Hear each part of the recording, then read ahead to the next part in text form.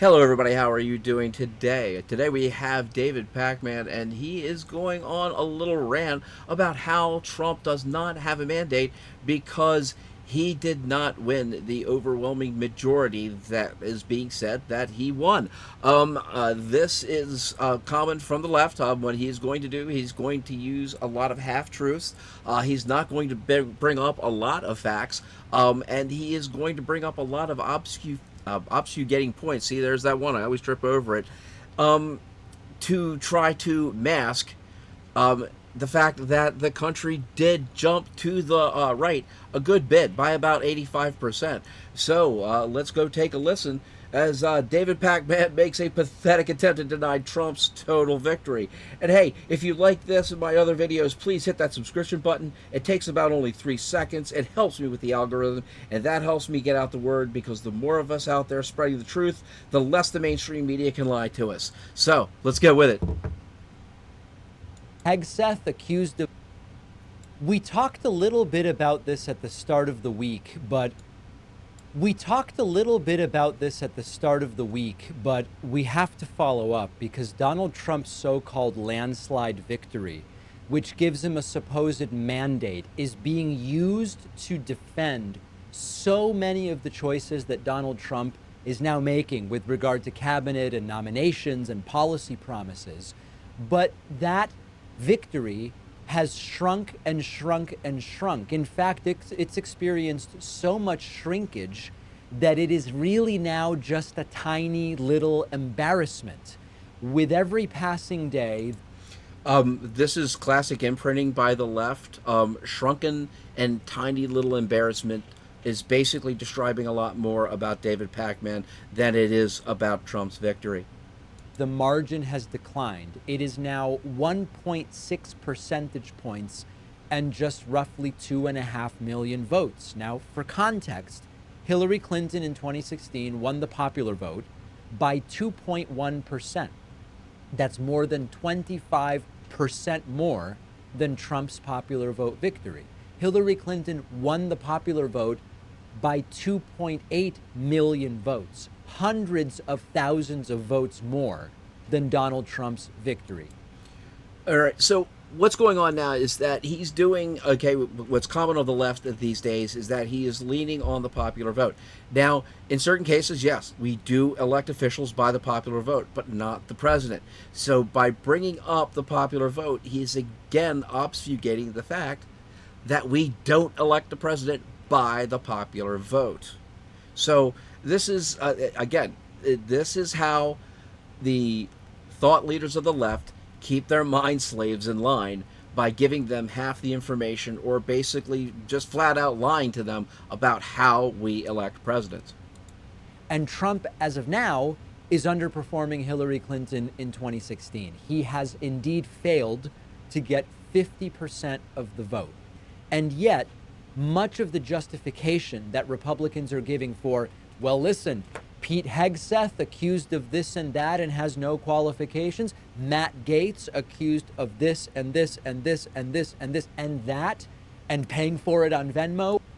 He's really, what he's doing right here is he's giving generalities, but he's using language in a way to allude to something more than it actually is. By saying this and this and this and that and this, he's thinking that there are multiple reasons that have kept Pete Hegseth and Matt Gaetz nominations in somewhat of a limbo. I mean, at this point in time, we know that Matt Gaetz, yes, has stepped down from his nomination as AG.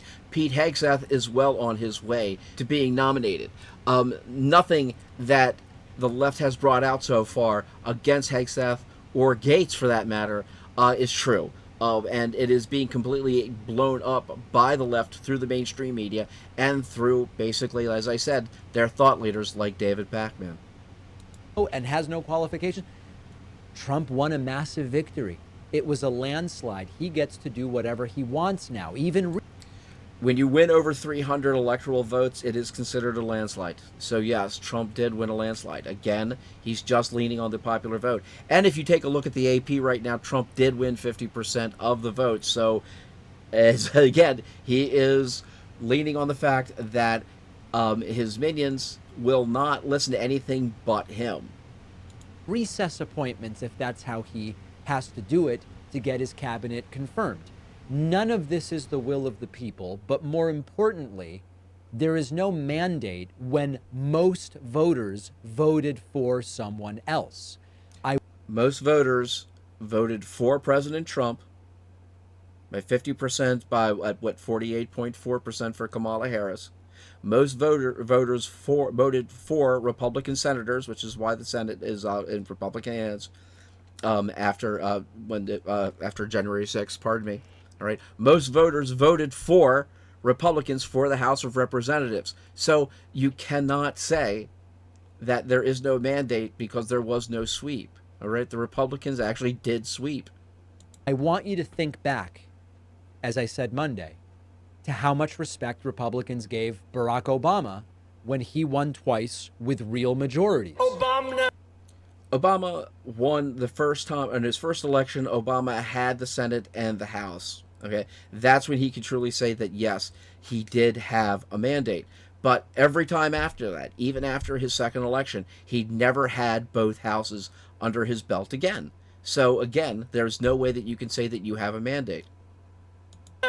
They gave him no respect. They didn't acknowledge any mandate. And so we should respect Trump's non existent mandate just as much as they respected Barack Obama's much more real mandate. Now, the reality, of course, is it's a pretty divided country. The concept of a mandate, just because Obama won with a bigger margin, it's all a little bit shaky. As it is an incredibly divided country, and the victories kind of depend on the margins. But it's a divided country because of people like you, my friend. All right, it's the left's inner workings that have made this country divided. You didn't get your way, so through the media, through all the ways that you fight, you basically picked this. You caused all of the problems that we're facing right now. The left is culpable for all of the unrest that we find ourselves in right now. But at least as far as the next 4 years are concerned, certainly not a red wave, not a landslide. It was a plurality win in an election where Democrats admittedly didn't show up. Now, that's still something we should be concerned about. Trump. All right, let's go with this now. Okay, so far, as of we're speaking right now, I believe there's about 7 million votes that weren't cast in 2024 that were cast in 2020. Now, again, because the vote counts are now creeping up because of California taking 3 weeks to count all of its votes. Everybody knows it's not that it doesn't take 3 weeks to count all the votes, and I'm fairly certain that there were a lot of dead folks in there that voted in 2020 that didn't get the chance to vote in 2024. I guess they were busy. Upped his vote totals from 2020 a little bit. Harris's vote totals declined significantly more compared to Joe Biden's in 2020. That's a concern. What was it about Kamala Harris that didn't work for a lot of voters? What made people stay home? The postmortem must be done. It's being done. And we'll talk a little bit about how people are looking towards 2028. But that's not an excuse, right? If more Democrats had voted, the conversation would be very different. Trump and the Republican Party would be claiming a mandate no matter what, because that's what they do. But we should be clear, a plurality isn't even a majority, never mind a mandate. The smaller Trump's margin, the stronger the case becomes for resisting the agenda. Because in this case, the plurality, does mean the majority. Again, he won a majority of the votes. He won a majority of the Senate. The Republicans won the majority of the House of Representatives. The country as a whole lurched 85% to the right. I think that's a mandate. Because they don't have the majority of the American people behind them. They don't even have the majority of the voting public behind them. So at the end of the day, it was never about facts for them. It's about spin. It's not like if I go and pick your favorite right-wing influencer. If I go and tell Michael Knowles or Benny Johnson or Ben Shapiro or Dan Bongino or whoever, if I go, hey, there's no mandate, most people voted for someone else, you think they're going to go, you know what, David, you're right. Trump shouldn't really get to do whatever he wants with impunity, because you're right, he didn't even win a majority of the votes. Of course not. Okay, let's just say, let's just go with his things right now, his numbers right now. Okay, he's going at it that Trump won 49.9% of the vote. Right now, the AP is reporting that he did, in fact, win 50% of the vote. But he's riding all of this on 0.1%. Let's go with 0.2%, 50.1. He is riding all this on 2%, 0.2% of the vote. And this, again, the left brings up facts that are not necessarily germane to the subject that they're bringing up. Again, he's leaning on the popular vote, and again, the popular vote does not elect the president. They don't care. I'm not naive. This is not going to matter to the people claiming the mandate, because the people claiming the mandate aren't interested in facts. We are living in a completely dangerous reality where facts do not matter. What's that phrase? Those may be the facts, but I know the truth. Similar to Donald Trump's, don't believe what you are seeing and hearing. So what am I supposed to believe? What you tell me? That was a critique of the gaslighting of the leftist media. Yeah. What Trump tells you is what he wants you to believe. We also, I know this gets a little edgy, and some people write in and they go, David, attacking people's education isn't a good idea. It's not an attack on education. We also have to just acknowledge this is a fact. We can say how we feel about it, but it's a fact. More than 1 in 5 adults, 21% of adults, are considered functionally illiterate. Look up the demographics of the people that are considered functionally illiterate, and then look at the demographics of the people who mostly vote Democrat. You'll see an amazing correlation. They read below a 6th grade level, even though they are adults.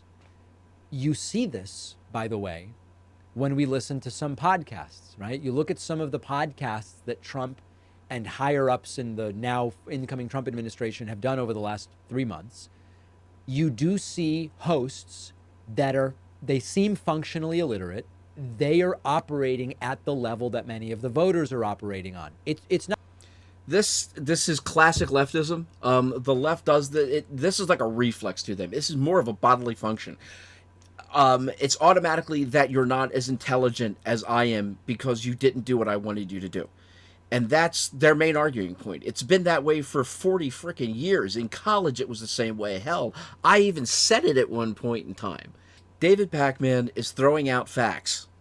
And then by how he's presenting those facts and the illusions that he makes, he's leading his listeners to believe that those 1 in 5 would, of course, all voted as conservatives. Because, of course, you only vote Democrat because you are enlightened, okay? And I'm sorry, you're not enlightened because you masturbated to an old film loop of your mom banging reggae bands, okay? Not an insult. I wish they had more education. We should get more education to people. But that's also a factor here, because the literacy level, or the lack thereof, it can impact people's ability to perform everyday tasks, fully participate in society. But the point is, they certainly don't care about what seems like a technicality to them of most voters voted for someone else. Trump didn't get 50% of the vote. It's not going to make a difference if they can even conceptualize the difference between majority and plurality. So it's really just for us. If you were thinking of, I might not really try to resist or activate because, after all, it really was a big win for Trump. Well, turns out it wasn't quite as big as Donald Trump wants you to believe it was. That's the important message. And so it should just reinforce and embolden us to say, most of us did not vote for this, and therefore it's even more important that we resist it. So there you have it, folks. This is more copium from the left. This is David Packman, and what he's doing is, again, he is throwing out generalities and false illusions to try to make it seem, make reality seem what it's not.